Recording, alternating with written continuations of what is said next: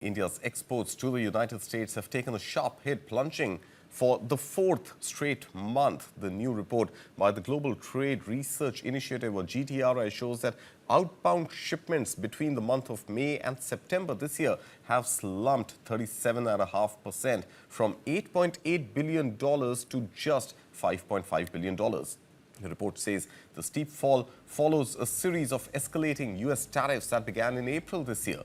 Now, duties on several Indian goods started at 10%, rose to 25% in August and hit 50% by the end of that month, squeezing margins across multiple sectors.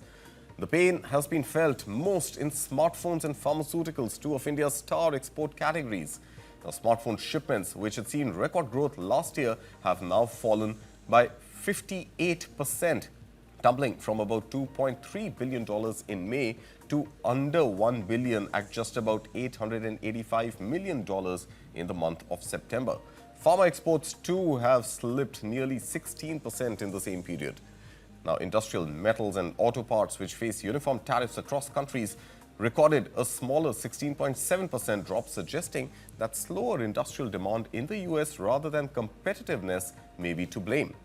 Meanwhile, labor-intensive sectors like textiles, gems and jewelry, chemicals and agri-foods that make up nearly 60% of India's total exports to the US have shrunk one-third, 33%.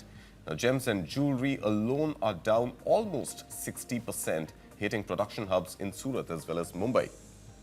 Exports of solar panels have plunged to about 60% or so as competing suppliers like China and Vietnam face lower tariffs than India. The GTRI warns that without urgent government intervention, India could lose major market share to rivals like Vietnam, Mexico and China, even in sectors where India traditionally held an edge.